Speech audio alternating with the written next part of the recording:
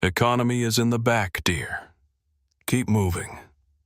The words sliced through the humid air of JFK Terminal 4 like a blade. Victoria Hamilton didn't even look up from her champagne glass as she dismissed the young woman standing in the aisle of Meridian Airways Flight 447. Her perfectly manicured fingers adorned with a tennis bracelet worth more than most people's cars waved dismissively at the figure in the oversized hoodie. But Victoria Hamilton had just made the biggest mistake of her privileged life.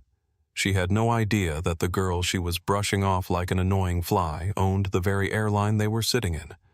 And in exactly 7 minutes, that mistake would ground the plane, destroy her marriage, and change the aviation industry forever. Before we dive into this story, I want to ask you something. Have you ever been judged by your appearance? Ever been told you don't belong somewhere because of how you look? If so, this story is for you. Drop your city in the comments and let me know where you're watching from. And if this story moves you, hit that like button and subscribe, because justice stories like this one deserve to be heard. Now, let's rewind to 3 hours earlier. The Polaris Lounge at JFK was a sanctuary of expensive leather and whispered conversations. Rain hammered the floor-to-ceiling windows, turning the tarmac into a gray blur of delayed flights and frustrated travelers.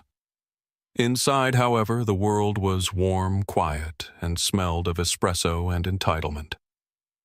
Zara Mitchell sat in the corner, her charcoal hoodie pulled low over noise-canceling headphones. At 26, with her natural hair pulled back in a simple ponytail and wearing distressed jeans and worn sneakers, she looked like any other young traveler trying to catch a budget flight home. The other patrons in the lounge barely glanced at her. Those who did probably assumed she was someone's assistant or maybe a lucky contest winner who had somehow stumbled into their exclusive world. Zara preferred it that way. In the high-stakes world of artificial intelligence and aerospace engineering, invisibility was more than comfort. It was strategy. It allowed her to observe, to think, to move through spaces without the suffocating weight of expectations that came with being worth $2.8 billion. Her phone buzzed. A message from her chief legal officer, David Park, lit up the screen. Acquisition finalized at 0900 hours. Meridian Airways is officially yours. Congratulations, boss. The ink is dry. Zara allowed herself a small, tired smile. 6 months of brutal negotiations, regulatory hurdles, and boardroom warfare had finally paid off. As of this morning, she owned one of the country's largest regional airlines. She had plans, big ones, but first she just wanted to get home to London, sleep for 12 hours, and maybe eat cereal in her pajamas while watching Netflix. She picked up her backpack, a battered leather thing that had traveled with her since her days coding in her MIT dorm room, and headed for the gate. She was flying her own airline for the first time as the owner, though nobody knew that yet. Flight 447 to Heathrow. She had treated herself to Seat 1A, the flagship suite. It wasn't just a seat. It was a fully enclosed pod with a sliding door, a bed, and the privacy she desperately needed after months of corporate battles. The gate area was chaos. Storm delays had backed up flights across the eastern seaboard, and passengers were clustered around charging stations, their faces glowing with the blue light of phone screens and mounting frustration. Gate agents fielded angry questions with practiced calm, their voices strained from hours of explaining weather policies. Zara kept her head down as she approached the boarding line. The gate agent, a young Hispanic woman whose name tag read Elena Torres, looked harried but managed a genuine smile as she scanned boarding passes. Seat 1. Elena said, glancing at Zara's phone screen. Lucky you. That's our best suite. Thank you, Zara replied quietly. Elena's kindness was a small bright spot in what had been a long day. The jet bridge was crowded with first-class passengers eager to escape the terminal chaos. Zara moved with the flow, her hood still up her presence, unremarkable among the designer luggage and expensive coats. She could hear fragments of conversation around her complaints about delays, boasts about vacation destinations, the casual entitlement of people who had never questioned whether they belonged in premium cabins. When she stepped into the aircraft, the first thing she noticed was the tension. The flight crew looked frazzled, moving with the quick, sharp motions of people under pressure. The cabin was humid from the storm outside, and the air conditioning hadn't quite caught up with the New York summer heat seeping through the aircraft doors. A young flight attendant with kind eyes and dark hair pulled back in a regulation bun was arranging pre-departure drinks in the galley. Her name tag read, Sofia Rodriguez. She looked up as passengers filed past, offering genuine smiles, despite what had clearly been a difficult day.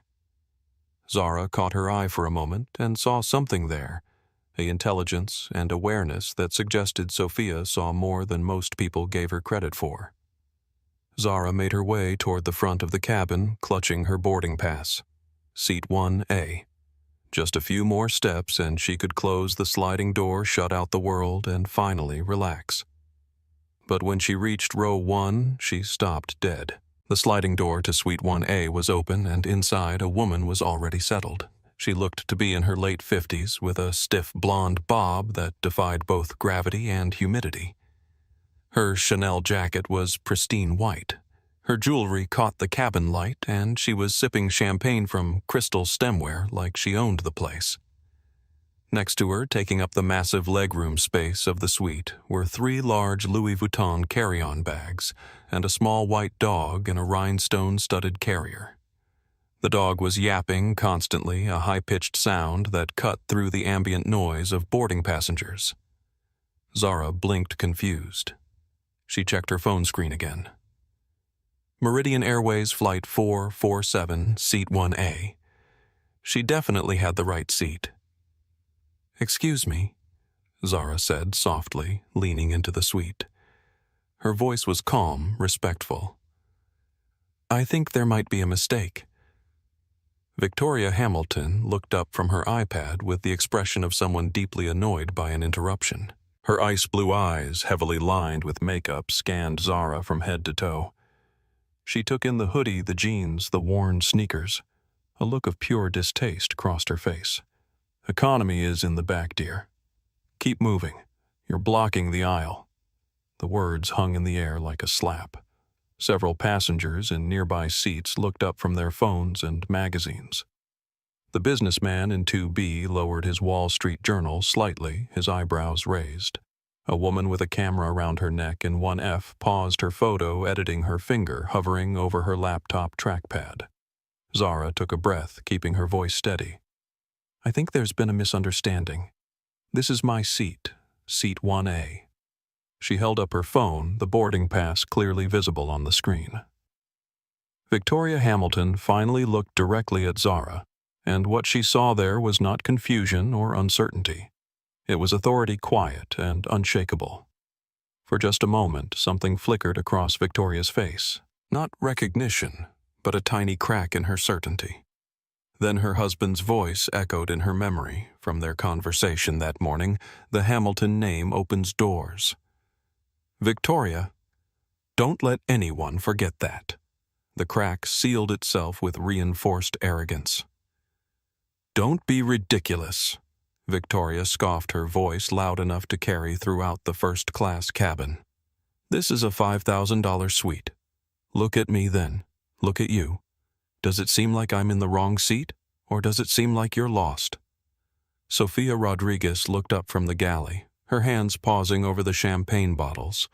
She had been watching the interaction, and something about the young woman's quiet dignity in the face of such rudeness made her stomach tighten. She had seen this before, passengers making assumptions based on appearance, but never quite so blatantly. "Ma'am," Zara said, her voice hardening slightly. "I have my boarding pass right here. If you could just check yours, I'm sure we can clear this up quickly." Victoria laughed, a harsh sound that seemed to scrape against the cabin walls. "I don't need to check anything. I am a Diamond Medallion member. My husband is CEO of Hamilton Industries. We have contracts with half the airlines in this country." She gestured dismissively at her Hermes handbag. "I sit where I want to sit." The small white dog in the carrier began barking again, as if sensing the tension. Victoria reached down and cooed at it, her voice suddenly sweet. "It's okay, Princess. The nice young lady is just confused about where she belongs." Zara felt the familiar heat rise in her chest. Not embarrassment, she was long past being embarrassed by other people's ignorance. It was something else, recognition. She had felt this exact feeling 1,000 times before. The assumption that she couldn't possibly belong, the dismissal, the casual cruelty wrapped in false concern. At 12, she had been stopped by security at a tech conference because they assumed she was lost. At 18, she had been questioned by campus police at MIT because someone reported a suspicious person in the computer science building. At 24, when she sold her first company for $400 million, the buyers had insisted on meeting with her supervisor because they couldn't believe she was the actual founder. Each time she had responded with patience, with documentation, with proof. Each time she had swallowed the insult and moved forward. But something was different now. Maybe it was the acquisition she had just closed. Maybe it was the fact that she literally owned the aluminum tube they were sitting in. Or maybe she was just tired of being polite to people who had never extended the same courtesy to her. "Ma'am Zara," said, her voice dropping to a dangerously quiet level, "I paid for this seat. Please move." Victoria set down her champagne glass with a sharp clink that seemed to echo through the cabin. "Oh, you paid for it. With what food stamps?" "A stolen credit card." Her voice was getting louder, more theatrical. "Do you have any idea what people like me go through dealing with people like you trying to scam your way into places you don't belong?" The cabin went silent. Every conversation stopped. Every head turned. The businessman in 2B's newspaper crinkled as his grip tightened. The woman in 1F, whose name tag identified her as travel blogger Lisa Chen, slowly reached for her phone. Sofia Rodriguez felt her heart start to race. She had been trained to handle conflicts between passengers, but nothing in the manual covered this level of open hostility. She looked toward the front of the cabin where Marcus Webb, the lead flight attendant, was checking his tablet. Marcus was a 15-year veteran confident in his authority, but Sophia could see he was busy with pre-flight paperwork. "I'm asking you nicely one last time," Zara said, her voice steady, but her eyes beginning to flash with something that might have been anger. "This is my seat. Please move." Victoria reached up and pressed the call button repeatedly, her manicured nails stabbing at the plastic like she was trying to break it. "Flight attendant. Flight attendant. I am being harassed by this person." Marcus Webb looked up from his tablet, annoyance flashing across his face. Passenger conflicts before takeoff were the last thing he needed on an already delayed flight. He strode down the aisle, his uniform crisp despite the long day, his expression already settling into the practiced calm of someone who had dealt with thousands of similar situations. He took one look at the scene, the well-dressed white woman in obvious distress clutching her pearls and pointing an accusatory finger, and the young black girl in street clothes standing in the aisle with what could be interpreted as an aggressive posture. His training kicked in, but so did something else. Something unexamined and automatic. "What seems to be the problem here?" Marcus asked, stepping between them. But he didn't step neutrally. He positioned himself facing Zara with his back partially to Victoria, the body language of protection and authority. "Thank God you're here," Victoria said, her voice trembling with performed distress. "This person has been harassing me, demanding I give up my seat. She claims she has a ticket, but look at her. Does she look like first-class material to you?" Marcus turned to look at Zara, his expression shifting from professional concern to barely concealed skepticism. He saw the hoodie, the jeans, the backpack that looked like it had seen better days. He saw what Victoria wanted him to see.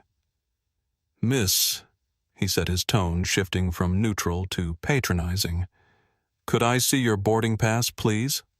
Zara held out her phone, the boarding pass clearly displayed on the screen. Marcus glanced at it for approximately 2 seconds. There seems to be a system error, he said, not even checking his tablet for confirmation. These things happen sometimes with online bookings. Glitches in the system can cause double assignments. It's not a glitch, Zara said firmly. I booked this seat 3 weeks ago.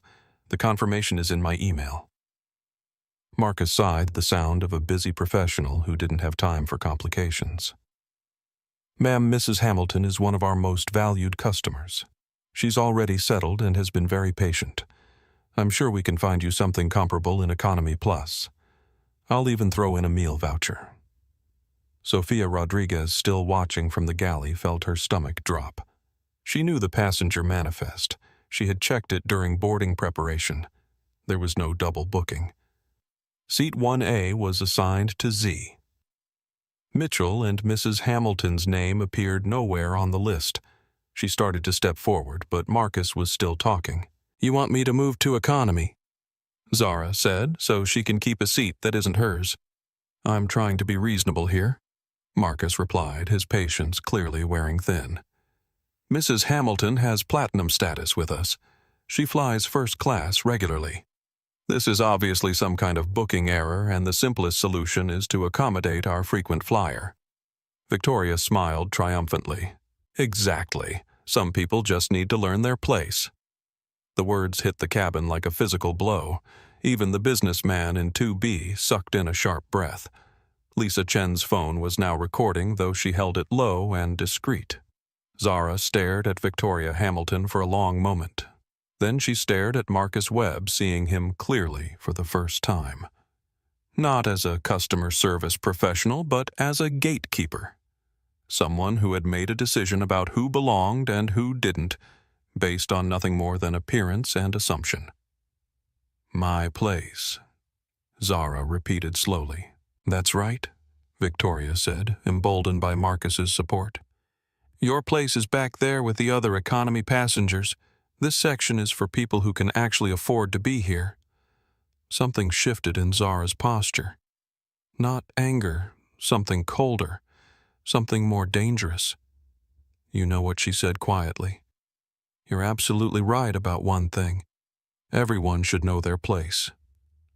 She reached into her backpack and pulled out a sleek black satellite phone. It wasn't a standard iPhone or Samsung. It was military-grade communications equipment, the kind used by government officials and Fortune 500 executives who needed to stay connected anywhere in the world. But before we settle this, Zara continued, her finger hovering over the power button. I think I should make a phone call. Marcus's eyes narrowed. Ma'am, personal devices need to be in airplane mode for takeoff preparation. Zara looked at him with something that might have been pity. This isn't a personal device, Mr. Webb, and this plane isn't going anywhere. She pressed a single button. The phone connected instantly. The satellite phone rang once before a deep voice answered on the other end. Director Vance speaking. Zara's voice cut through the cabin noise like a blade. Tom, it's Zara Mitchell. I need a code red ground hold on Meridian 447 Gate 31 JFK. Full aircraft freeze effective immediately. Marcus Webb felt his blood turn to ice water. He knew that voice on the other end. Thomas Vance was the director of operations for JFK Airport. He was the man who could shut down entire terminals with a single phone call. Jesus. Zara, what's happening up there? Vance's voice was tight with concern. Are you safe? I'm being denied my paid seat by your airline crew because they've decided I don't look like I belong in first class? Zara said, her eyes never leaving Marcus's face. And when I tried to resolve it peacefully, they accused me of booking fraud. There was a pause on the line. When Vance spoke again, his voice had shifted from concern to something much colder. Are you telling me Meridian crews are racially profiling passengers? That's exactly what I'm telling you. Marcus reached for the phone. Ma'am, you cannot make unauthorized calls during boarding. I'm going to have to ask you to. Zara's eyes snapped to his, and the authority in her gaze made him step back involuntarily. "Mr. Webb, I strongly advise you not to touch me or my property. You're already in enough trouble." Victoria Hamilton was watching the exchange with growing unease. Something was wrong. The girl's voice had changed. The deference was gone, replaced by something that sounded almost like command authority. But that was impossible. She was just a kid in a hoodie. Tom Zara continued into the phone. "I want this aircraft grounded until this situation is resolved. Full investigation protocol." "Done," Vance replied immediately. "Aircraft freeze is active as of now. Tower's been notified. That bird doesn't move until you clear it." As if summoned by those words, the plane lurched suddenly, not forward toward takeoff, but a jarring halt as the pushback tug disconnected and moved away from the aircraft. The engines, which had been humming in preparation for taxi, wound down to an eerie silence. Passengers looked around in confusion. The cabin lights flickered and then came on full bright, the warm ambiance of evening flight preparation replaced by the harsh reality of an aircraft going nowhere. "What's happening?" Victoria demanded, looking around frantically. "Why did we stop? I have a dinner reservation at Claridge's." Captain Robert Hayes' voice crackled over the intercom, but he didn't sound like the confident pilot from earlier announcements. He sounded confused, maybe even scared. "Ladies and gentlemen, this is your captain speaking. We have been ordered by air traffic control to return to our parking position and hold. We're not sure of the reason yet, but we'll update you as soon as we have more information." Marcus Webb's face had gone from annoyed red to pale white. He stared at Zara, then at the satellite phone, then back at Zara. "Who are you?" he whispered. "I'm the person you just refused service to based on the color of my skin," Zara replied calmly. "And I'm about to be your biggest problem." Sofia Rodriguez had moved closer ostensibly to check on passengers, but really because she couldn't look away from what was unfolding. She had pulled the passenger manifest on her tablet, and what she saw there made her heart race. Seat 1A was assigned to Z. Mitchell. Mrs. Hamilton's name appeared nowhere on the list. This wasn't a booking error. It was theft, Mr. Webb Sophia said quietly, approaching the group. "I need to show you something." Marcus spun toward her, his professional composure cracking. "Not now, Sophia. We have a situation here." "That's exactly why you need to see this," Sophia insisted, holding out her tablet. "Mrs. Hamilton isn't on the passenger manifest. Seat 1A is assigned to Z. Mitchell. Has been for 3 weeks. The silence that followed was deafening. Even Victoria's dog stopped yapping, as if sensing the shift in the cabin's energy. Marcus looked at the tablet, his eyes scanning the screen. His face went through a series of expressions, confusion, realization, and finally growing horror as he understood what he had done. "That's impossible," Victoria said, snatching the tablet from Sophia's hands. "I always sit in first class. My husband's assistant booked this months ago." She stared at the screen, her perfectly applied makeup beginning to show stress lines around her eyes. "There must be an error in your system. Hamilton Industries has a corporate account with Meridian. We have priority booking." Lisa Chen. The travel blogger in 1F had been recording everything on her phone. She leaned forward, speaking in a clear voice that she knew would be picked up by her microphone. "So you're saying you're in a seat you didn't book, refusing to move, and now the plane is grounded because of the conflict you created?" "I didn't create anything," Victoria snapped. "This person came in here making demands, disturbing peaceful passengers. I was just defending myself." By calling her credentials fake and suggesting she paid with food stamps, Lisa asked her journalist instincts fully engaged. James Parker, the businessman in 2B, finally folded his newspaper completely and turned to face the group. "I heard the whole thing. Mrs. Hamilton, you made some pretty harsh accusations without even looking at her boarding pass." Victoria's composure was beginning to crack. She looked around the cabin and realized that every eye was on her, and none of them looked sympathetic. "I don't have to justify myself to any of you. Do you know who my husband is?" "Right now, I'm more interested in who you are," Zara said, pocketing the satellite phone. "You're someone who thought she could steal a seat from a stranger because you decided she didn't deserve it. You're someone who threw around racial slurs like they were casual conversation. And you're someone who's about to learn a very expensive lesson about consequences." Captain Hayes emerged from the cockpit, his uniform rumpled and his face flushed. He was a man in his late 50s who had been flying commercial aircraft for over 30 years, but he had never had a flight grounded by airport operations before takeoff. The implications for his record, his career, were staggering. "What in the hell is going on back here?" he demanded, his voice booming through the cabin. "Tower just red-lighted us with no explanation. They're saying there's a security issue." Marcus pointed a shaking finger at Zara. "She made some kind of phone call. She claimed she was calling airport operations." Hayes looked at Zara, taking in her appearance with the same automatic assessment that Marcus had made. Young Black dressed casually. His mind made the same snap judgment that had gotten Marcus into trouble. "Miss, I'm going to need you to put that device away and explain what kind of call you made.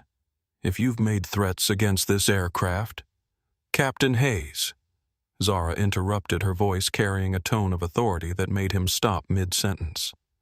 "I called Director Vance to report discrimination by your crew. He grounded the aircraft pending investigation." "That's impossible. Passengers don't have direct access to airport operations." Zara pulled out a second item from her backpack, a slim black wallet. She opened it and held it out to Hayes. Inside was a federal identification card with her photo, a holographic eagle, and text that read, "Federal Aviation Authority, Special Oversight Division." Hayes stared at the ID, his face cycling through confusion, recognition, and then something approaching panic. "You're FAA," he whispered. "I'm a lot of things, Captain.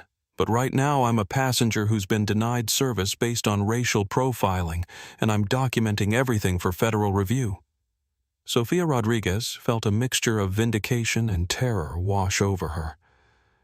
She had known something was wrong, had felt it in her gut when she saw Mrs. Hamilton in a seat that wasn't hers. But she had hesitated to speak up, had let Marcus take the lead because he was senior, because he was confident, because challenging authority went against everything she had been trained to do. "Mr. Webb," she said, her voice stronger now, "we need to correct this immediately. Mrs. Hamilton needs to move to her assigned seat." "I don't have an assigned seat." Victoria shrieked, her composure finally breaking completely. "This is my seat. I always sit here. I don't care what your little computer says." "Ma'am," Captain Hayes said, stepping toward Victoria, "if you're not ticketed for this seat, you need to move immediately. We cannot taxi until this is resolved. I am not moving." Victoria slammed her hand on the armrest of the suite. "I have been flying first class longer than this child has been alive. I know exactly where I belong, and it's not in the back of the plane with people like her."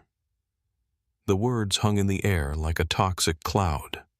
Every passenger, every crew member, everyone within earshot heard exactly what Victoria Hamilton thought of people who looked like Zara Mitchell. James Parker pulled out his phone and started recording. "Are you getting this?" he asked Lisa Chen. Every word she confirmed, her own camera rolling. Elena Torres, the gate agent, appeared at the aircraft door.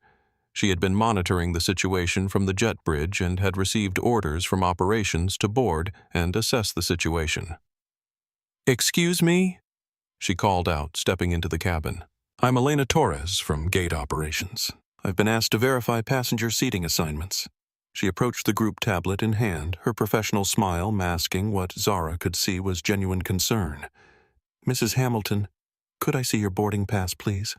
Victoria fumbled in her purse, her hands shaking slightly. She pulled out a crumpled piece of paper and thrust it at Elena. Elena looked at the boarding pass, then at her tablet, then back at the boarding pass. Her expression didn't change, but Zara caught the slight tightening around her eyes. "Ma'am, this boarding pass is for seat 12A on tomorrow's flight to Miami." The cabin went dead silent. "That's impossible," Victoria whispered.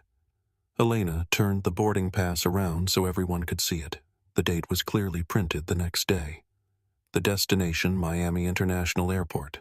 The seat 12A economy class. "It appears you may have boarded the wrong flight entirely, Mrs. Hamilton." Victoria snatched the boarding pass back, staring at it in disbelief. No. This can't be right. My assistant booked London. She always books London." Ma'am Elena said gently, "You're not supposed to be on this aircraft at all." Marcus Webb realized that his career had just imploded. Not only had he discriminated against a passenger, not only had he caused a flight to be grounded, but he had done it all in defense of someone who was literally trespassing. "Mrs. Hamilton," he said, his voice barely above a whisper, "you need to gather your belongings and come with me. I am not going anywhere." Victoria's voice was approaching hysteria. "This is a mistake. This is all a big misunderstanding." "The only misunderstanding," Zara said, standing up from where she had been calmly observing the chaos, "is how you managed to get on this aircraft in the first place." She looked directly at Marcus. "Mr.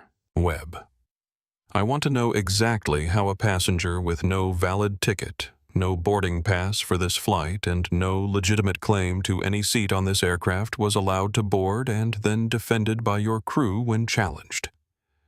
Marcus opened his mouth, but no sound came out. There was no good answer to that question. Captain Hayes stepped forward. "Miss Mitchell, I think there's been a misunderstanding. Obviously, Mrs. Hamilton made an honest mistake." Captain Zara interrupted, her voice sharp. "There was nothing honest about what I witnessed. This woman didn't accidentally end up in the wrong seat. She deliberately took a seat she knew wasn't hers, and when confronted she used racial slurs and made accusations designed to make me look like a criminal." She gestured toward Victoria, who was now crying mascara tears onto her white Chanel jacket. "And your crew, instead of checking their manifest, instead of doing their jobs, decided to side with her based on nothing more than how we looked standing next to each other." James Parker spoke up from 2B. "She's right. I heard the whole thing. Mrs. Hamilton never claimed it was an accident. She said the girl didn't deserve to be in first class." Lisa Chen nodded in agreement. "I got it all on video. The food stamps comment, the people like you comments all of it." Elena Torres looked at her tablet, then at the assembled group. "Mrs. Hamilton, I'm going to need you to deplane immediately. Security will escort you to the correct gate for your actual flight." "I'm not leaving," Victoria shouted. "My husband will hear about this. Hamilton Industries has million-dollar contracts with airlines. You can't treat me like this." Zara pulled out her satellite phone again. "Tom, it's me again. I need airport security to gate 31. We have a trespassing situation that's escalated to verbal assault." On their way, Vance's voice crackled through the speaker. Within moments, 3 airport security officers appeared at the aircraft door. They were large, professional, and clearly briefed on the situation. Mrs. Hamilton, the lead officer, called out, "We need you to come with us." Victoria looked around desperately, as if searching for an ally, someone who would stand up for her, validate her position. She found only stares of disapproval, phones recording her breakdown, and the growing realization that she had made a catastrophic error in judgment. "This isn't over," she said, gathering her Louis Vuitton bags with shaking hands. "I know people. Important people. You haven't heard the last of this." As security escorted Victoria off the aircraft, her small dog yapping frantically from its carrier, the cabin remained silent. Passengers were processing what they had just witnessed. Crew members were contemplating the implications for their careers, and Zara Mitchell was making calculations about justice consequences and what came next. Sofia Rodriguez approached her cautiously. "Ms. Mitchell, I want to apologize. I knew something was wrong, but I should have spoken up sooner. Zara studied the young flight attendant's face and saw genuine regret there. You spoke up when it mattered. That's what counts. Marcus Webb stood frozen in the aisle, still processing the magnitude of his mistake. Captain Hayes was on his radio, with operations trying to understand what the grounding meant for his flight schedule, his record, his future. But the real consequences were just beginning. 20 minutes later, the aircraft was still grounded. Passengers had been told they could deplane temporarily while the security situation was resolved. But most stayed in their seats, sensing that whatever was happening was far more significant than a simple seating dispute. Zara remained in the cabin now, properly seated in 1A, but she hadn't closed the suite door. She was making phone calls. Her voice low, but carrying an unmistakable tone of authority that made even seasoned travelers pause their conversations to listen. Marcus Webb hovered nearby, no longer the confident crew chief who had dismissed her concerns. He looked like a man watching his career dissolve in real time. Sofia Rodriguez had been quietly checking passenger manifests and company policies, her tablet glowing as she documented everything that had happened. Captain Hayes emerged from the cockpit again, but this time he wasn't alone. Behind him walked a tall man in an expensive navy suit, flanked by 2 other executives, and a woman carrying a briefcase that looked like it contained legal documents rather than personal items. The first man was Richard Henderson, Regional Vice President of Meridian Airways. He looked like he had run a marathon in business attire, sweating, despite the aircraft's air conditioning. His usually perfect hair disheveled his face, pale with what could only be described as terror. "Mr. Henderson," Marcus said, rushing forward with obvious relief. "Thank God you're here. We've had a very difficult situation with a passenger who—" Henderson held up his hand, cutting Marcus off mid-sentence. He didn't even look at the flight attendant.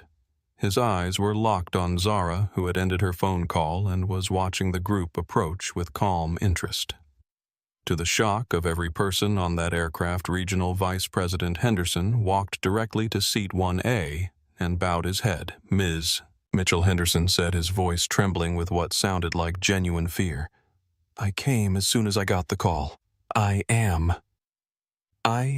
absolutely mortified by what happened here today." The cabin went dead silent. Even the ambient noise of the aircraft system seemed to quiet, as if the plane itself was holding its breath. Marcus Webb felt the world tilt on its axis. "Mr. Henderson, you know this passenger?" Henderson turned toward Marcus with eyes that blazed with fury. Know her. His voice rose to just below a shout. "You incompetent fool. Do you have any idea who you just discriminated against?" Marcus shook his head, confusion and growing dread written across his features. "This is Zara Mitchell, founder and CEO of Nexus Technologies. She is worth $2.8 billion. Henderson's voice cracked with stress. "And as of 9 o'clock this morning, she owns Meridian Airways." The words hit the cabin like a physical blow. James Parker dropped his phone. Lisa Chen gasped audibly.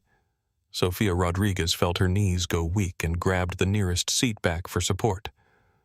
"Owns," Captain Hayes whispered from behind Henderson. "Owns," Henderson confirmed, his voice echoing through the cabin. Nexus Technologies completed the acquisition of Meridian Airways at 9 a.m. Eastern Standard Time. The paperwork was filed with the SEC 3 hours ago. He gestured to Zara with something approaching reverence. "She doesn't just own the seat she paid for. She owns this aircraft. She owns the gate. She owns the routes. She owns the airline, and she owns your careers." Marcus Webb made a sound somewhere between a whimper and a sob. He grabbed the nearest seat back as his legs gave out, sinking into the aisle like a man who had just been told he was dying. Captain Hayes stared at Zara with the expression of someone trying to process information that defied logic. You own the airline." Zara finally stood up, and when she did, something fundamental shifted in the cabin's atmosphere. The girl in the hoodie was gone, replaced by something far more formidable. She didn't look different physically, but the energy around her had changed completely. This was what $2.8 billion looked like when it stopped pretending to be harmless. I acquired Meridian because I saw potential, Zara said, her voice carrying clearly through the silent cabin. Good routes, decent fleet, solid operational foundation.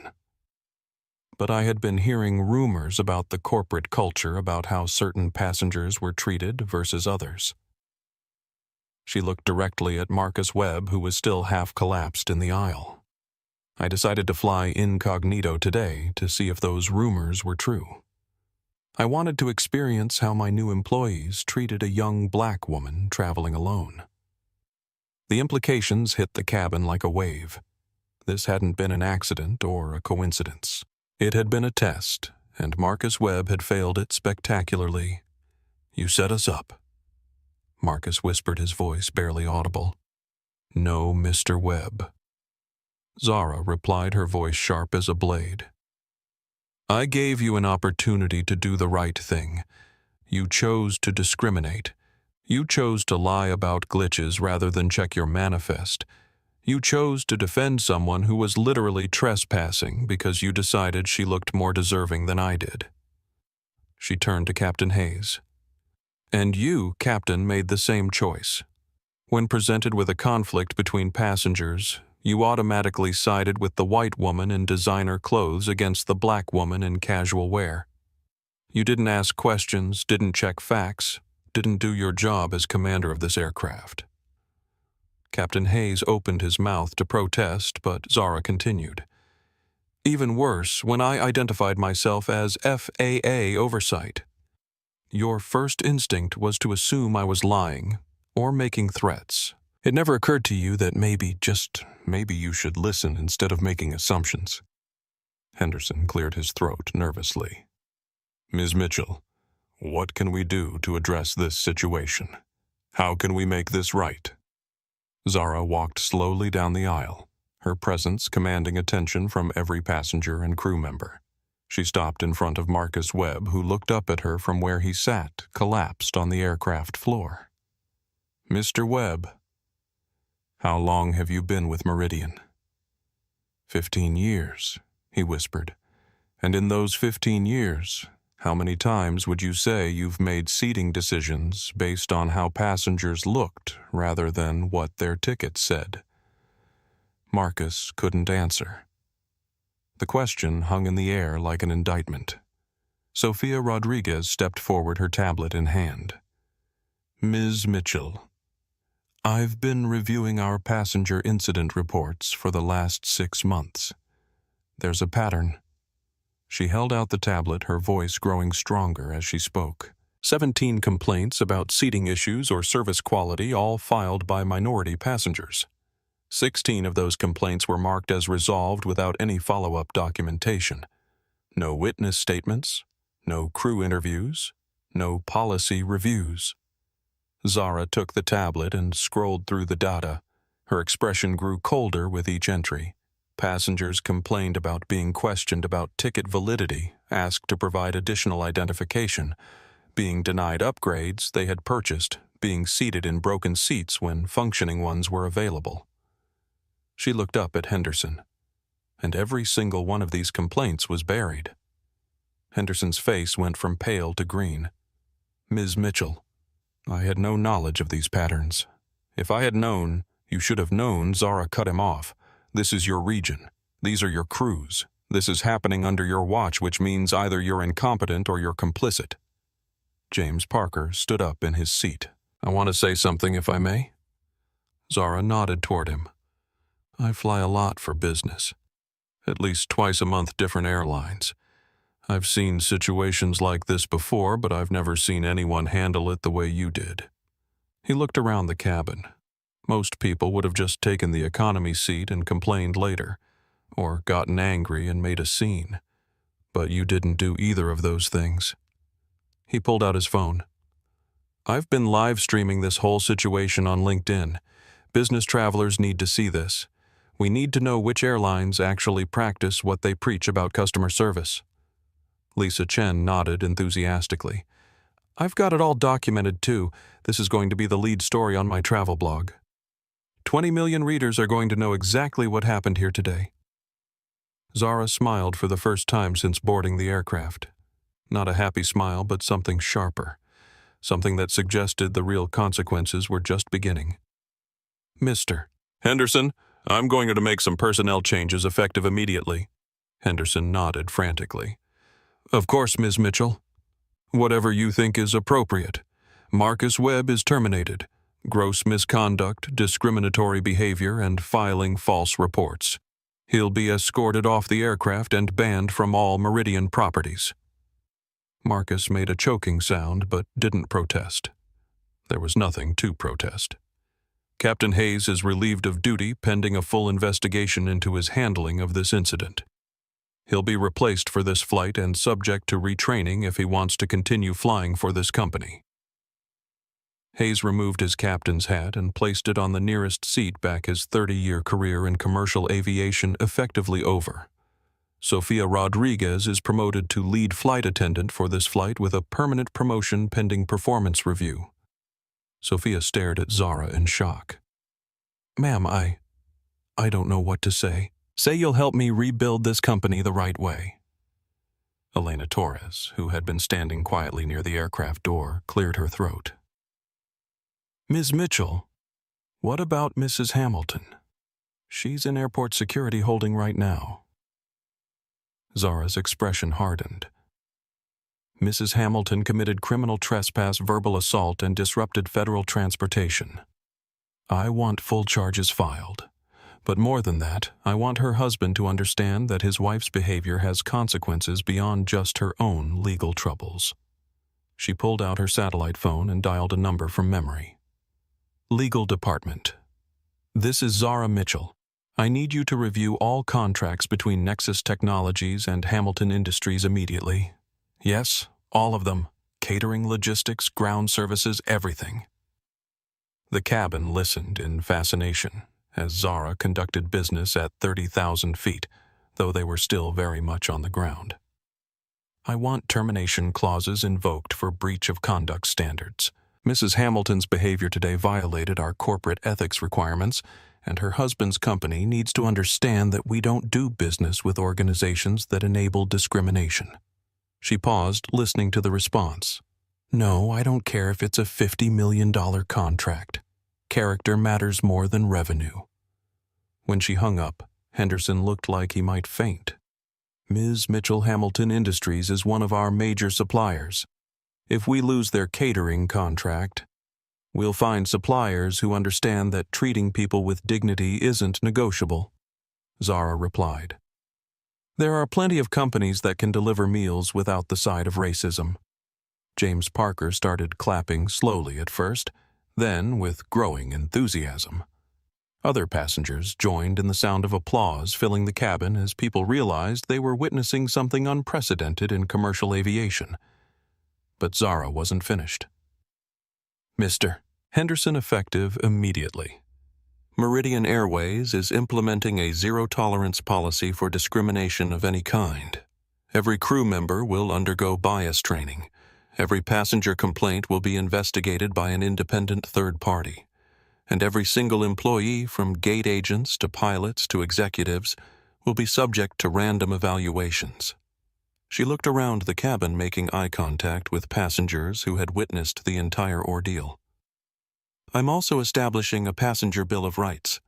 Clear standards for how people should be treated, regardless of how they look, what they wear, or what assumptions others might make about their ability to afford premium services. Lisa Chen raised her hand. Ms. Mitchell, can I ask what made you decide to test the system this way? Zara was quiet for a moment, and when she spoke, her voice carried a weight of experience that made the entire cabin listen more intently. When I was 12 years old, I was escorted out of a hotel lobby by security because someone assumed I was homeless. When I was 16, I was questioned by police at a technology conference because I didn't look like I belonged there. When I was 22 and worth my first $100 million, a car salesman told me I should look at used vehicles instead, because people like me probably couldn't afford new ones. She paused, letting the weight of those experiences settle on the listeners. I've spent my entire life being told I don't belong in spaces I've earned the right to occupy. Today, I decided to find out if owning the space would make any difference.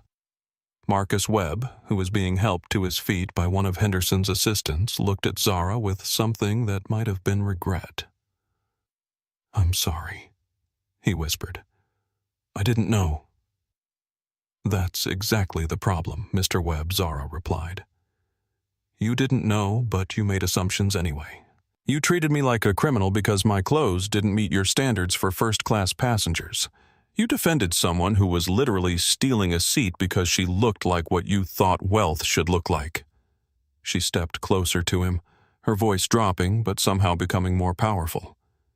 "If I had been a broke college student, if I had been a single mother flying to see family, if I had been anyone other than a billionaire who could buy and sell this airline, would my dignity have mattered less? Would the discrimination have been acceptable?" Marcus couldn't answer because they both knew what the answer was. Henderson stepped forward. "Ms. Mitchell, we will do whatever it takes to make this right. Complete overhaul, new training, new policies, whatever you require." Zara nodded slowly. "We will. Because this isn't just about one incident or one flight. This is about changing an entire culture that allows people to be treated as less than human because of assumptions and biases." She looked around the cabin one more time, her gaze settling on each passenger who had witnessed the confrontation. "And for those of you who saw what happened today, I hope you remember this moment the next time you see someone being treated unfairly because they don't look like they belong somewhere. Your voice matters. Your witness matters. Your willingness to speak up can change everything." As if summoned by her words, the aircraft's engines began to hum back to life. The ground crew was reconnecting equipment, preparing for the flight that had been delayed by hatred, but would now continue under very different management. "Ladies and gentlemen," came a new voice over the intercom. It was Sofia Rodriguez speaking as the newly appointed lead flight attendant. "We apologize for the delay. We will be departing for London shortly under new management and with a renewed commitment to treating every passenger with dignity and respect." As the aircraft finally pushed back from the gate, Zara Mitchell settled into seat 1. The seat she had paid for, the seat she deserved, the seat she would have occupied whether she owned the airline or not. But the real turbulence was just beginning. By the time Meridian Airways Flight 447 touched down at London Heathrow 7 hours later, the world had changed. Not just for the people on the aircraft, but for everyone whose phone had buzzed with breaking news alerts, whose social media feeds had exploded with videos, whose understanding of corporate power and personal dignity had been fundamentally altered by what happened at 35,000 feet. Zara Mitchell walked through Heathrow Customs, flanked by her security team who had met her at the gate. She moved through the terminal with the quiet confidence of someone who owned not just airlines, but the attention of millions of people who had watched her story unfold in real time across every social media platform on Earth. She didn't check the comments or read the articles being written about her. She didn't need to. She could feel the shift in how people looked at her, how security officers nodded respectfully, how customs agents processed her documents with unusual deference. Word traveled fast in the aviation industry, and everyone knew exactly who she was now. But while Zara moved through her new reality with practiced grace, the people she had left behind were discovering what consequences looked like when they came from someone who had the power to make them stick. Marcus Webb sat on a plastic bench in JFK Terminal 4's security office, still wearing his Meridian Airways uniform, but no longer employed by the company. His 15-year career had ended not with a retirement party or a gold watch, but with an escort from federal security and a legal notice informing him that he was banned from all Meridian properties indefinitely. The security officer processing his exit paperwork looked up from her computer screen. "Mr. Webb, you're also being served with a civil complaint. Discrimination, defamation, and creating a hostile environment. The plaintiff is requesting damages and a public apology." Marcus stared at the legal documents without reading them. The words blurred together, but the implications were crystal clear. He would be fighting this in court for years, and everyone in the aviation industry would know why he had been fired. No airline would touch him now. "Sir, you need to sign acknowledging receipt of these documents." Marcus signed with a hand that shook so badly he could barely hold the pen. When he finished, the officer opened the door. "You're free to go, Mr. Webb. But, sir, you might want to avoid social media for a while. This story is everywhere."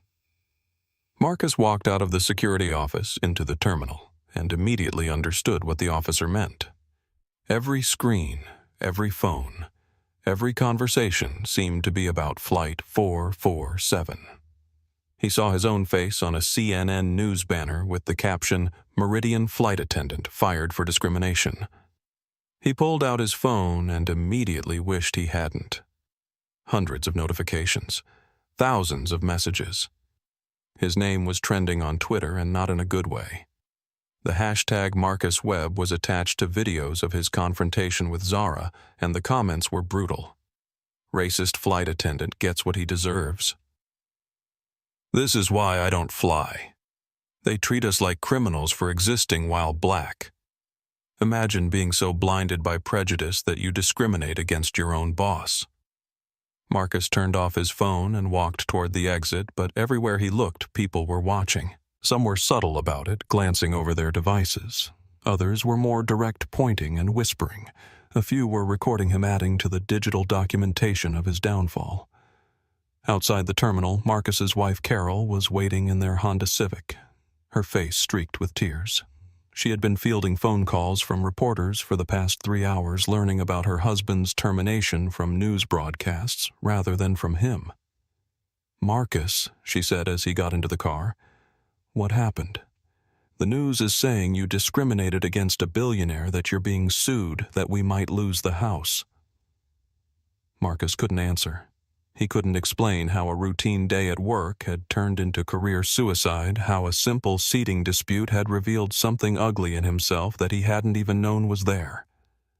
Meanwhile, 3,000 miles away, Victoria Hamilton was discovering that her husband's empire was crumbling faster than she could process. She sat in the holding cell at JFK Airport, still wearing her Chanel jacket, but now with tear stains and the acrid smell of institutional disinfectant replacing her expensive perfume. The heavy steel door opened and her husband Richard Hamilton walked in. But he didn't look like the powerful CEO she had married. He looked like a man who had aged 10 years in 10 hours, his perfectly groomed appearance replaced by the hollow stare of someone watching everything he had built collapse in real time. Victoria Richard said, his voice barely above a whisper, "Do you have any idea what you've done?" Victoria stood up from the bench, relief flooding her face. "Richard, thank God. Get me out of here. That girl, she's insane. She had me arrested for sitting in a seat. You need to call our lawyers, sue the airline, make them pay for this humiliation." Richard pulled out his phone and showed her the screen. It was displaying the stock price for Hamilton Industries, and the graph looked like a red line falling off a cliff.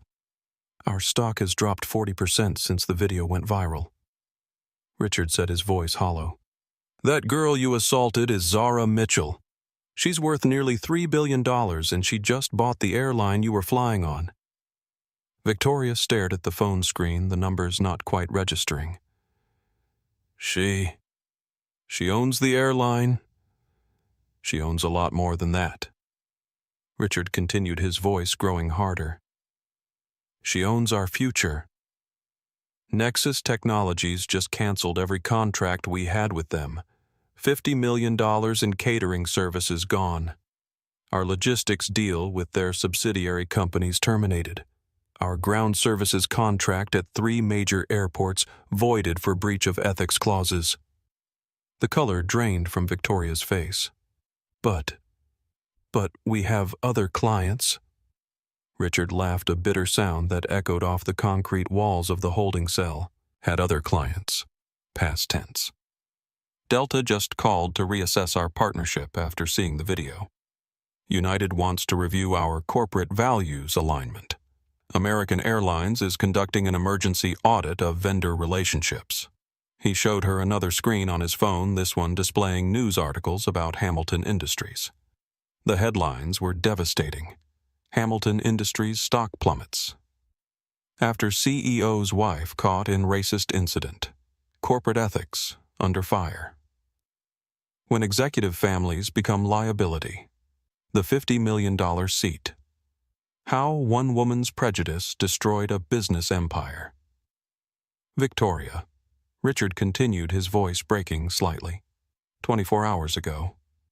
I was worth $200 million. Our company employed 8,000 people. I had board seats at 3 major corporations and a reputation built over 30 years.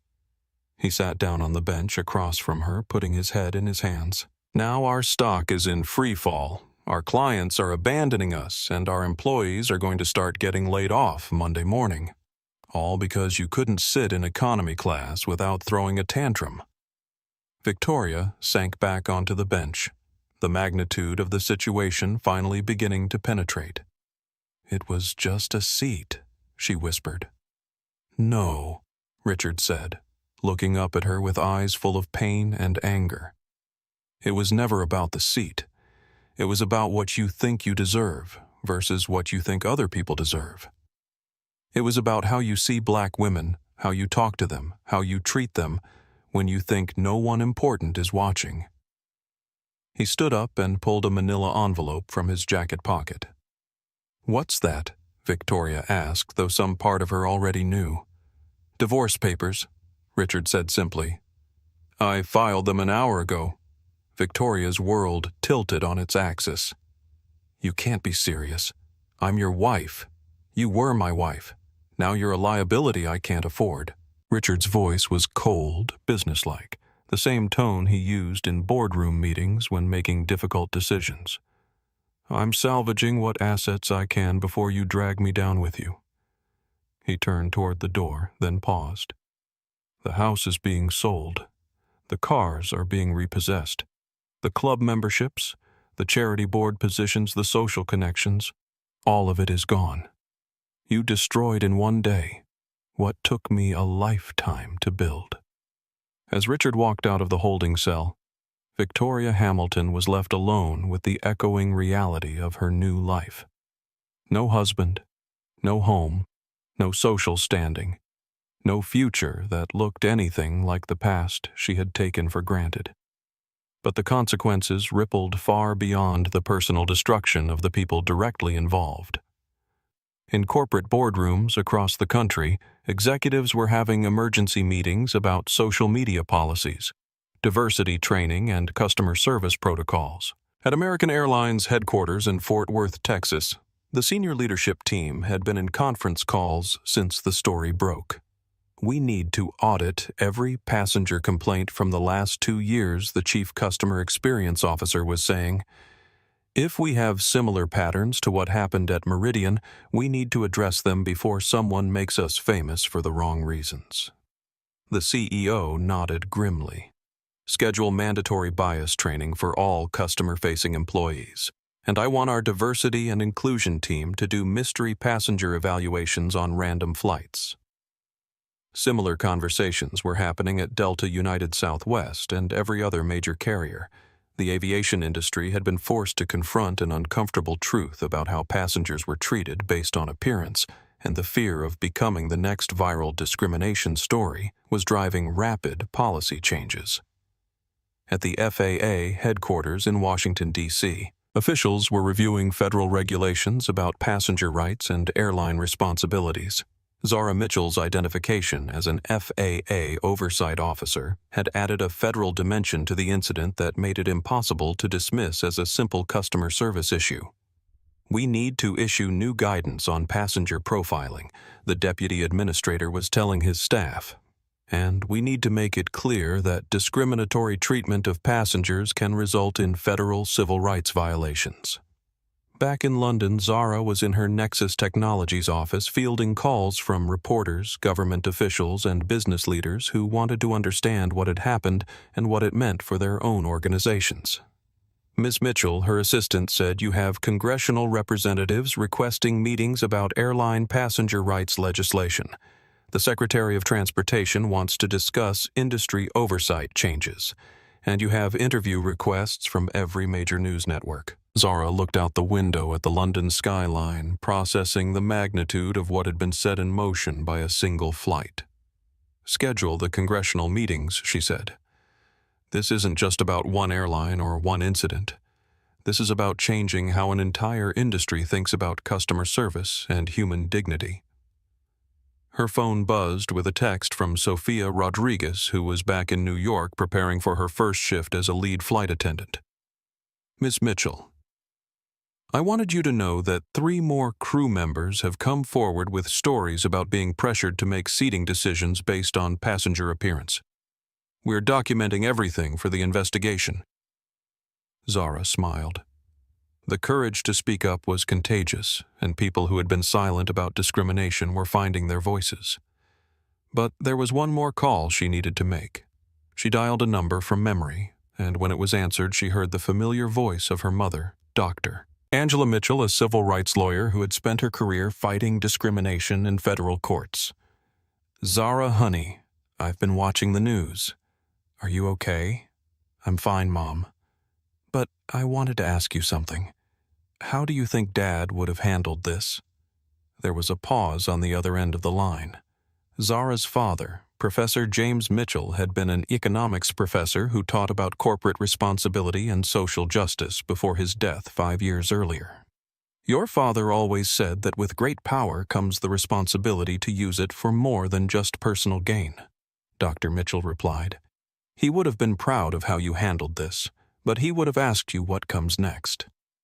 Zara nodded, even though her mother couldn't see her. That's what I thought he'd say. So what does come next? Sweetheart? Zara looked at the stack of interview requests, meeting invitations, and policy proposals on her desk. The incident on Flight 447 had created an opportunity to change not just one airline, but an entire pattern of assumptions and biases that affected millions of travelers. I think Dad would want me to make sure this wasn't just about revenge, she said.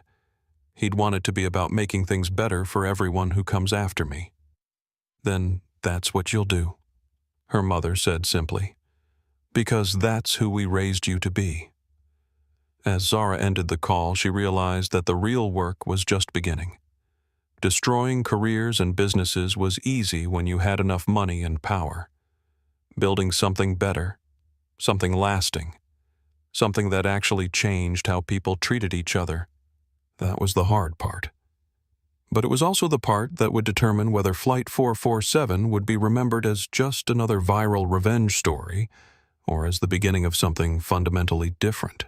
6 months after Flight 447, the aviation industry looked nothing like it had before Zara Mitchell decided to test how her own airline treated passengers. The changes weren't just cosmetic or policy-driven. They were cultural, cutting to the heart of how millions of people experienced air travel every single day. At Meridian Airways headquarters in Atlanta, the transformation was visible from the moment visitors entered the lobby. Where corporate portraits of aging white executives had once dominated the walls, there were now photographs of diverse employees, customers, and community leaders. The mission statement had been rewritten in multiple languages, and the corporate values were displayed not as buzzwords, but as specific measurable commitments to equality and respect. Sophia Rodriguez walked through the Employee Training Center, her new role as Director of Customer Experience, allowing her to see the company from perspectives she never could have imagined as a junior flight attendant. The training room was filled with pilots, gate agents, crew members, and executives, all participating in the mandatory bias awareness program that had become the foundation of Meridian's cultural overhaul. The goal isn't to eliminate unconscious bias, the trainer was saying, because that's impossible. The goal is to recognize it, name it, and create processes that prevent it from affecting how we treat passengers. Sophia watched as Captain Jennifer Walsh, who had been hired to replace Robert Hayes, raised her hand.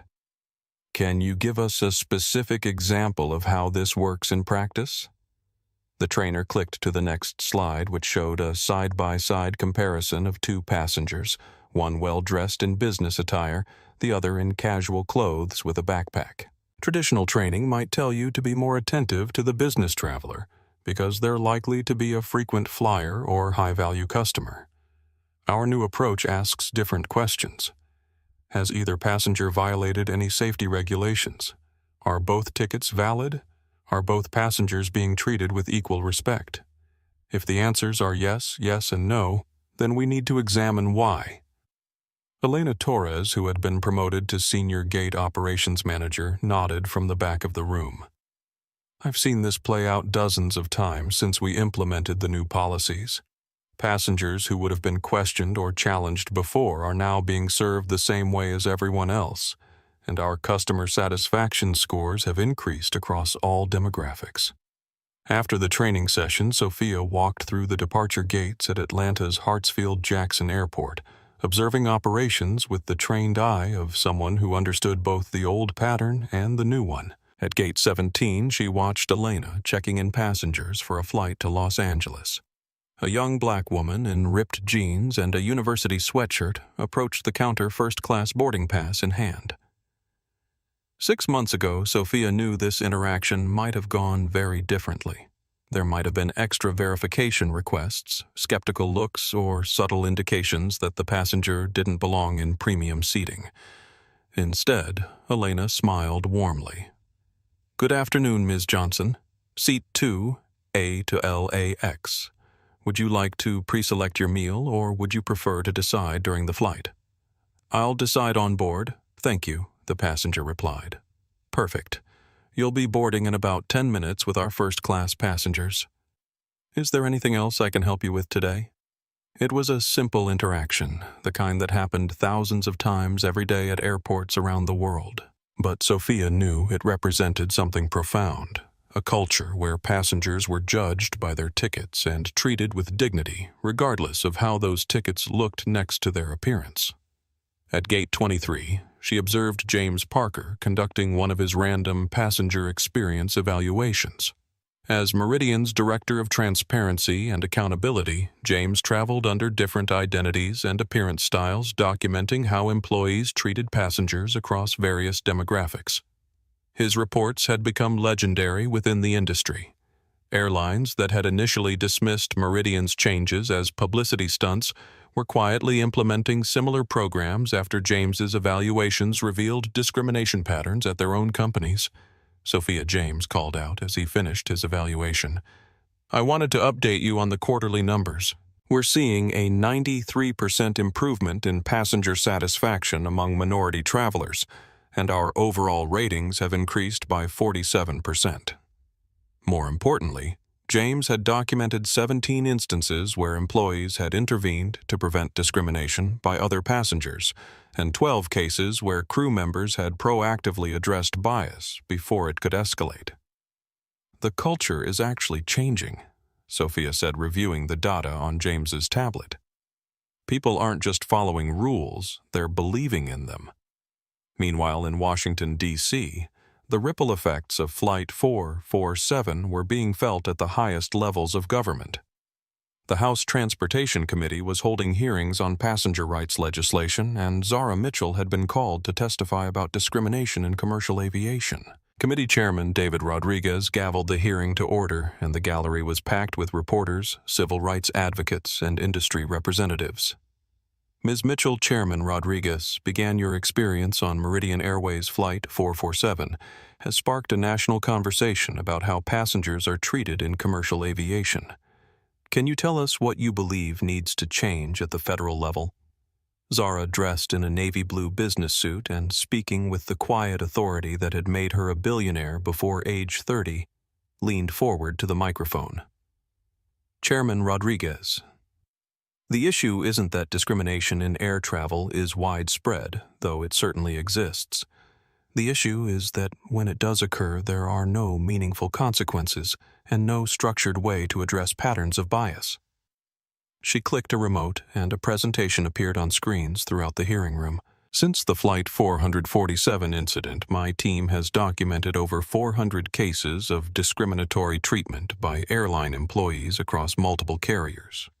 These range from seat assignment bias to unequal enforcement of carry-on policies to disparate application of security procedures. The statistics were staggering. Minority passengers were 3 times more likely to be questioned about ticket validity twice, as likely to be asked for additional identification, and significantly more likely to experience random additional screening. What we need, Zara continued, is federal oversight that treats passenger discrimination as a civil rights violation, not just a customer service issue. We need mandatory reporting of bias complaints, independent investigation of patterns, and real consequences for companies that allow discriminatory cultures to persist. Representative Michelle Thompson from California raised her hand. Ms. Mitchell, critics have suggested that your response to the Flight 447 incident was disproportionate. You destroyed careers, bankrupted a supplier company, and used your wealth to essentially punish people who might have simply made mistakes.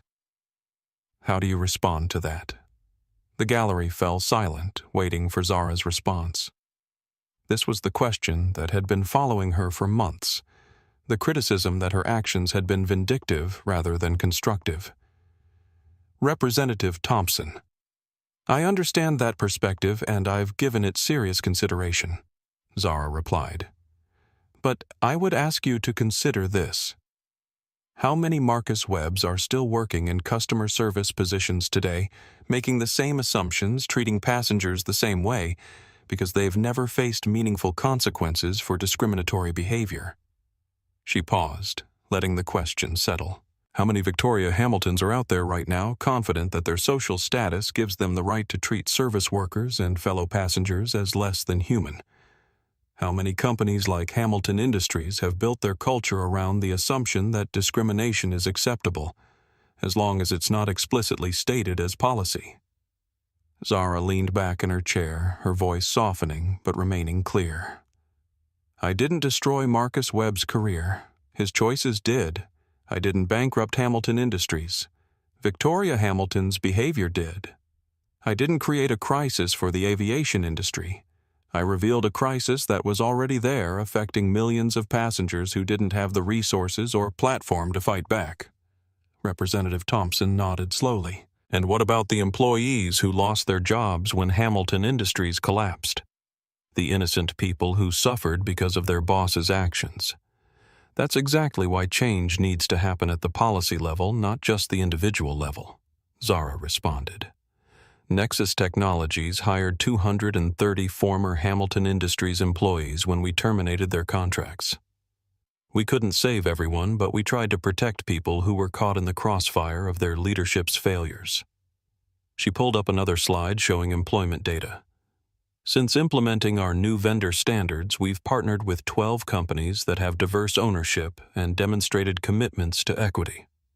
These companies are now employing over 3,000 people, many of whom are earning higher wages and working in more inclusive environments than they had before. Chairman Rodriguez looked at his notes. Ms.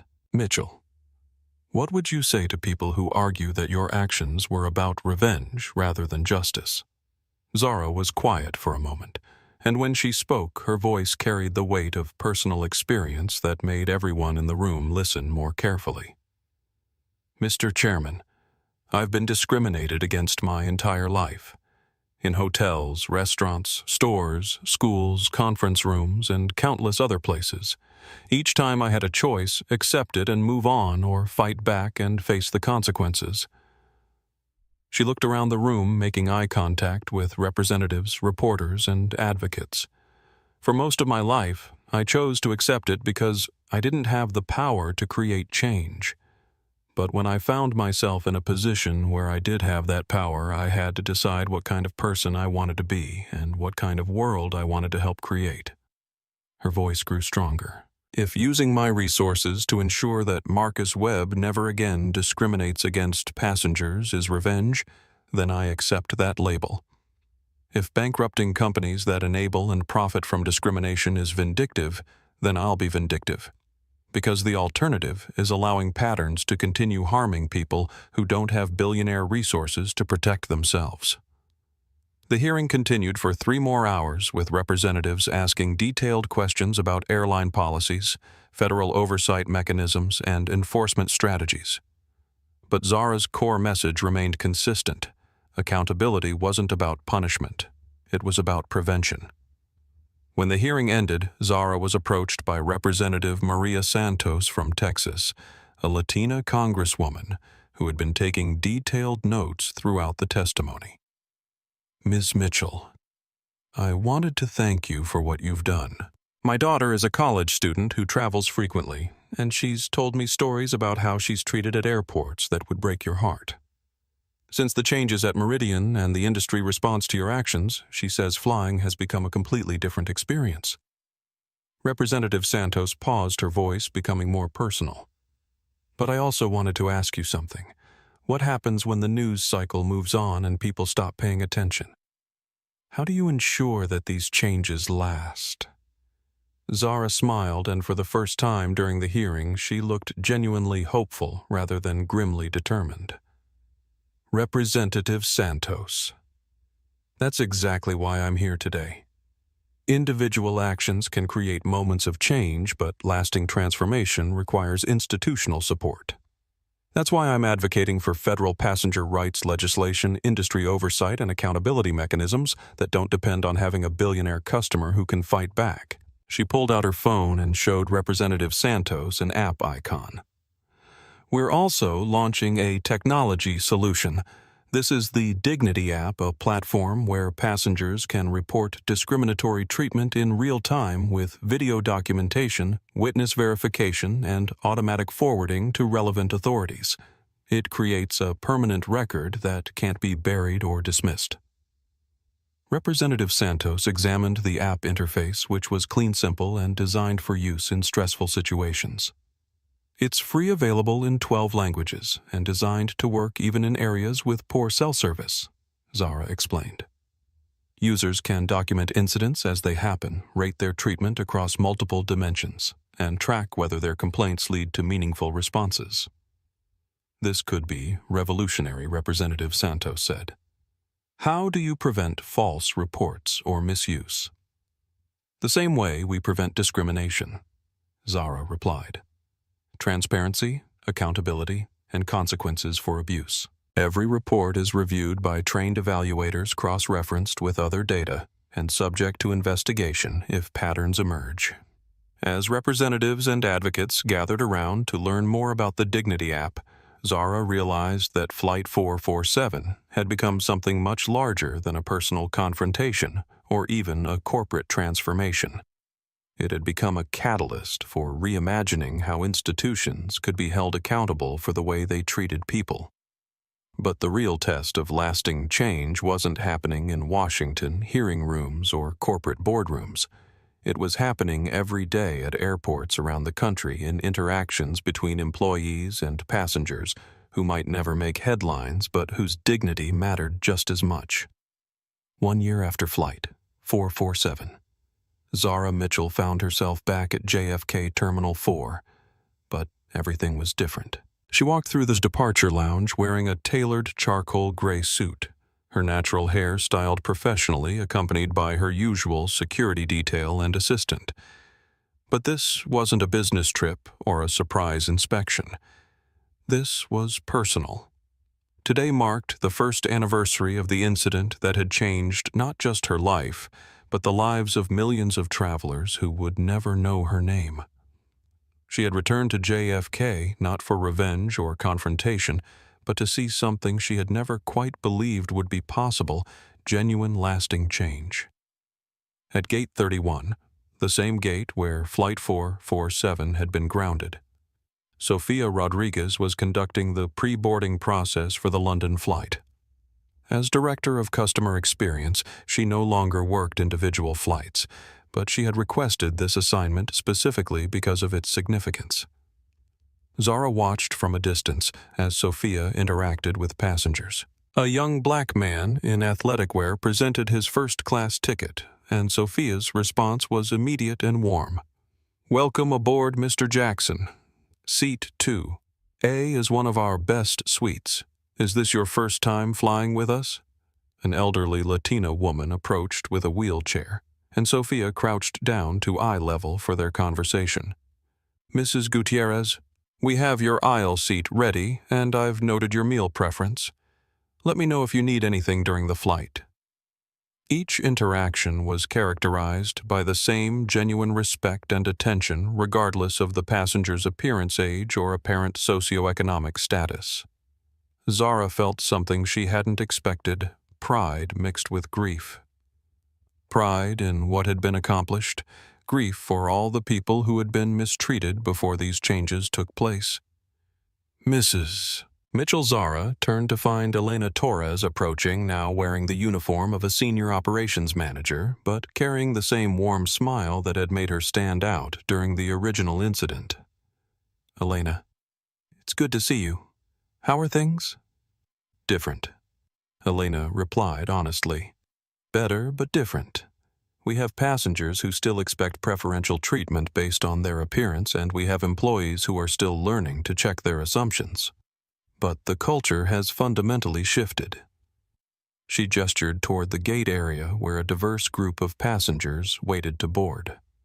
Last week, I had a passenger complain that a young black woman in first class was probably using a stolen credit card and demand that we verify her payment method. 6 months ago, some employees might have done it to avoid conflict. This time, 3 different crew members immediately told the complaining passenger that his comments were inappropriate and that we don't tolerate discrimination against other travelers. Zara nodded, processing the significance of that shift. The passengers are policing each other now in the best way. People understand that discriminatory behavior isn't just unwelcome, it's unacceptable, and employees feel empowered to defend passengers instead of avoiding conflict. As they spoke, Zara noticed a familiar figure at the Burger Palace food court across the terminal corridor. Victoria Hamilton was wiping down tables wearing a uniform that marked her as an hourly employee in one of the airport's least glamorous dining establishments. "Excuse me for a moment," Zara said to Elena, and walked toward the food court. Victoria looked up as Zara approached, recognition and humiliation washing over her face in equal measure. The woman who had once dripped with designer clothes and entitled attitude now looked worn down by a year of minimum wage work and social exile. "Hello, Victoria." Victoria straightened, wiping her hands on her apron. "Ms. Mitchell." Her voice was quiet, drained of the venom and arrogance that had characterized their first encounter. They stood looking at each other across a distance measured not in feet, but in the vast gulf between their current realities. Zara in her tailored suit, flanked by security at the height of her power and influence. Victoria in a grease-stained uniform, alone, invisible to the travelers who moved past her without a second glance. "I suppose you're here to gloat," Victoria said, her voice barely above a whisper. Zara considered the question seriously. "Actually, I came to ask you something. What have you learned?" Victoria laughed bitterly. "I've learned that actions have consequences. I've learned that when you're powerless, people treat you the way I used to treat people. I've learned that dignity isn't something you deserve. It's something you earn." She paused, her eyes filling with tears she was trying not to shed. "But mostly I've learned that I was a terrible person for a very long time. And I never realized it because I was surrounded by other terrible people who told me I was normal." Zara studied Victoria's face, looking for signs of genuine change versus performed remorse. What she saw was exhaustion, humiliation, and something that might have been genuine self-reflection. "Do you understand why I responded the way I did?" Zara asked. Victoria nodded slowly. "Because you had the power to do what every person I've ever mistreated wanted to do but couldn't. Because you could make me feel what I made other people feel." She paused. "Because someone needed to stop people like me."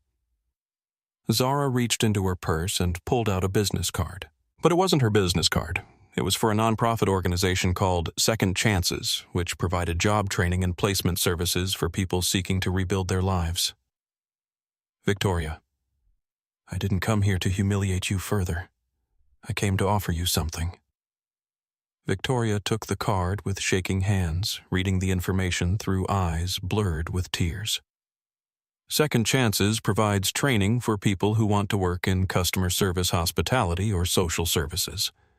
But there's a requirement: you have to complete bias awareness training, volunteer for 6 months with underserved communities, and demonstrate genuine commitment to treating all people with dignity. Victoria looked up from the card.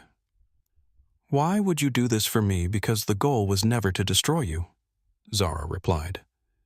The goal was to make sure you never destroyed anyone else. If you've actually learned something from this experience, then maybe you can help other people learn too. She turned to walk away, then paused. Victoria, there are consequences for the choices we make, but there are also opportunities for the people we choose to become. As Zara walked back toward the gate, she felt a weight lift from her shoulders that she hadn't even realized she was carrying. The anger that had driven her actions for the past year was beginning to transform into something else. Hope that people could change, that processes could improve, that the future didn't have to repeat the mistakes of the past. At the gate, boarding had begun for the London flight. Zara watched as Sofia Rodriguez called for first-class passengers, her voice carrying the professional warmth that had made her such an effective leader.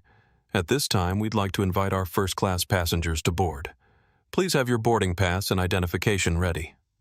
Among the passengers stepping forward was a young black girl no more than 16, wearing jeans and a university sweatshirt.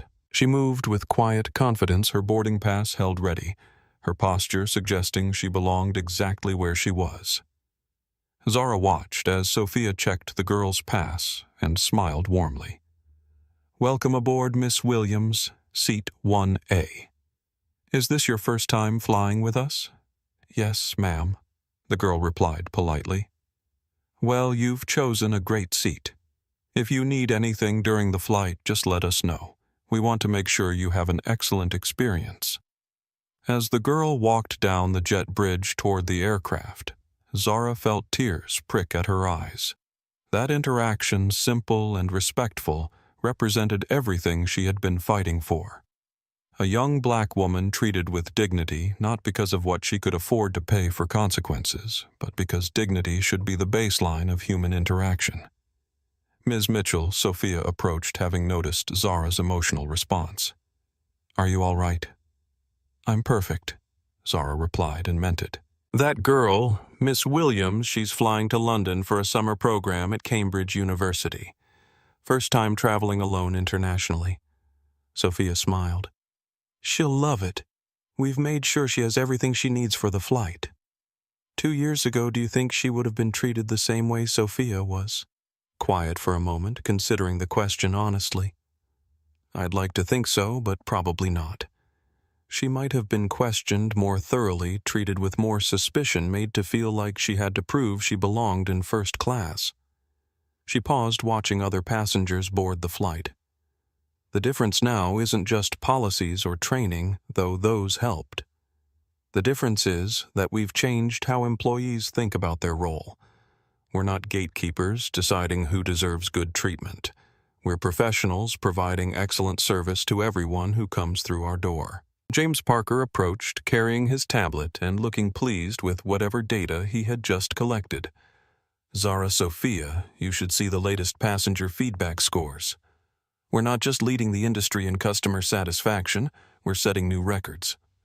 More importantly, the gap in satisfaction between different demographic groups has almost disappeared.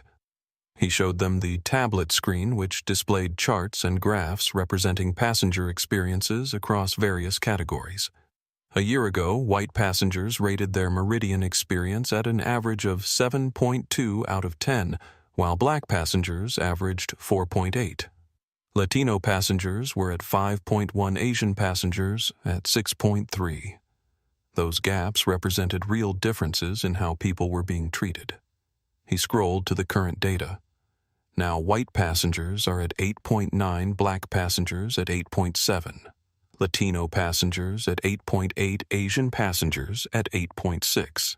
That's not just improvement, that's equity. People are receiving genuinely equal service regardless of their background. Elena Torres joined the group, having finished her gate duties for the evening. The ripple effects go beyond passenger satisfaction, she added.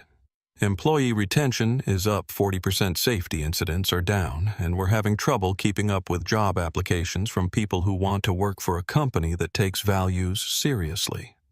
She smiled at Zara. More than that, we're getting applications from employees at other airlines who want to be part of what we're building here.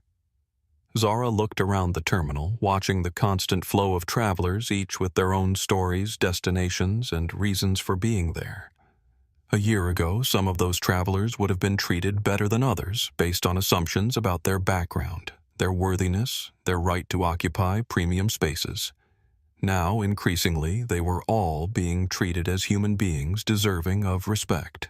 "There's something else," Sophia said, pulling out her phone. "I wanted to show you a message we received yesterday." She opened an email and read it aloud. "Dear Meridian Airways team, I wanted to thank you for the experience my daughter had on Flight 447 to London last month. She's a junior at Howard University, traveling alone for the first time for an internship. She was nervous about flying, worried about how she would be treated, whether she would be questioned or made to feel unwelcome. Instead, your crew treated her like family.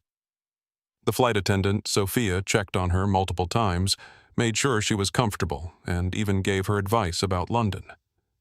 When my daughter called me after landing, she was crying happy tears because she felt so respected and valued.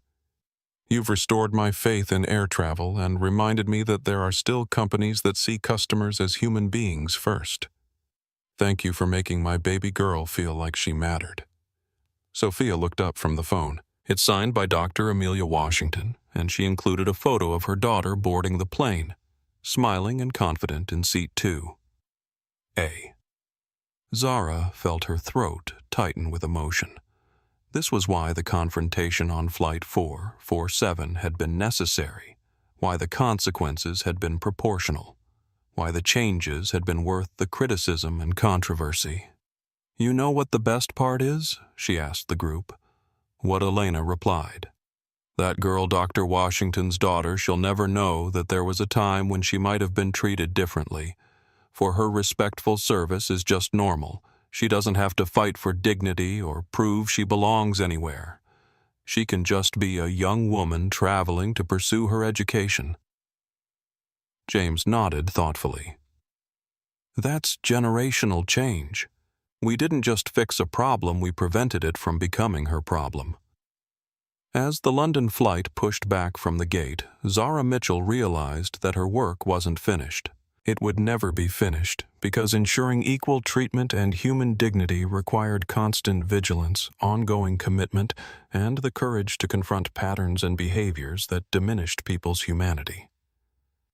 But something fundamental had shifted. The baseline had changed. The default expectation in commercial aviation was no longer that discrimination was acceptable as long as it was subtle. The new standard was that every passenger deserved respect, period. 6 months later, Zara stood before another congressional committee, this time to discuss the success of the Dignity app and federal passenger rights legislation that was finally moving toward a vote. Mrs. Mitchell Committee Chairman Rodriguez asked, "What would you say to critics who argue that your approach to corporate accountability was too harsh, that it destroyed lives unnecessarily?" Zara looked out at the gallery, which was filled with advocates, industry representatives, and ordinary travelers whose experiences had been documented through the Dignity app. "Mr. Chairman, I would say that patterns don't change unless the cost of discrimination exceeds the cost of equality. For decades, the cost of treating passengers unfairly was essentially zero, while the cost of ensuring equal treatment seemed burdensome and expensive."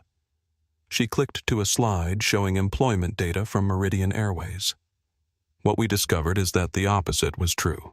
Equality is profitable. Respectful treatment increases, Customer loyalty reduces conflicts, improves employee satisfaction, and creates positive word-of-mouth marketing that money can't buy. Another slide showed industry-wide data. Since implementing dignity standards across the aviation industry, customer satisfaction is up, complaint resolution, times are down, and employee turnover has decreased significantly. Treating people well isn't just morally right, it's economically smart. Representative Santos raised her hand. Ms. Mitchell, what advice would you give to other industries that might be facing similar issues? Don't wait for a Flight 447 moment. Zara replied immediately. Don't wait until someone with resources and platform forces you to confront discrimination in your organization. Proactively examine your processes. Listen to feedback from marginalized customers and employees and make changes before they become crises. She paused, her voice becoming more personal. Because for every viral discrimination incident that gets national attention, there are thousands of smaller moments where people are treated as less than human. Those moments matter too, and the people who experience them deserve better. As the hearing concluded, Zara was approached by a young black woman wearing a flight attendant uniform. Ms. Mitchell, I'm Marcus Thompson. I start flight attendant training with American Airlines next month, and I wanted to thank you. For what? Zara asked.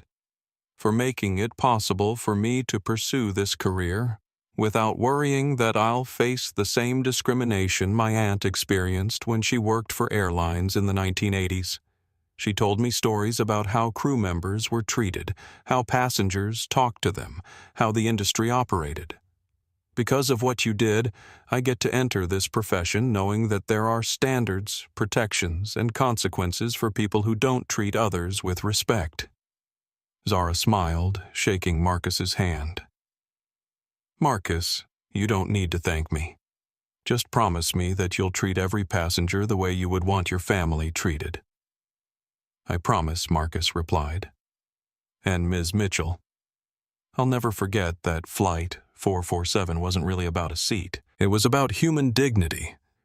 As Zara walked away from the congressional hearing, she reflected on how a single moment of discrimination had cascaded into industry-wide change, federal legislation, and cultural shifts that would benefit people she would never meet in situations she would never know about. The girl in the hoodie who had been dismissed and disrespected on Flight 447 was gone, replaced by a woman who understood that with great power came the responsibility to use it for more than just personal success. The real victory wasn't that Victoria Hamilton had faced consequences, or that Marcus Webb had lost his job, or that Hamilton Industries had collapsed.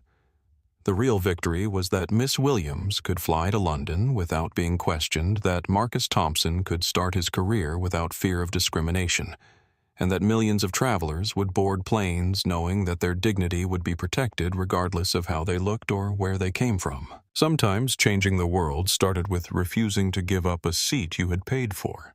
Sometimes justice looked like consequences that seemed harsh, but prevented future harm. And sometimes the most powerful thing you could do was use your privilege to make sure that privilege wasn't required for basic human respect. Flight 447 had landed safely, but its impact would continue flying long after everyone involved had moved on to their next destinations. If you've ever been told you don't belong somewhere, if you've ever been judged by your appearance instead of your character, if you've ever witnessed injustice and wondered if speaking up would make a difference, let this story remind you that your voice matters, your dignity is non-negotiable, and sometimes the most powerful response to discrimination is refusing to accept it as normal. Change doesn't always happen overnight, but it always starts with someone deciding they deserve better. What would you have done in Zara's situation? Would you have handled it differently? Drop your thoughts in the comments below, and let's continue this important conversation. If this story moved you, please hit that like button and share it with someone who needs to hear it. Subscribe to our channel for more stories about courage, justice, and people who refuse to accept the status quo. Your support helps us bring these important stories to more people who need to hear them. Remember, every time you stand up for what's right, every time you speak out against injustice, every time you treat someone with dignity regardless of their appearance or background, you're writing your own chapter in the story of positive change. Together we can make sure that everyone gets the respect they deserve. Thanks for watching, and I'll see you in the next story.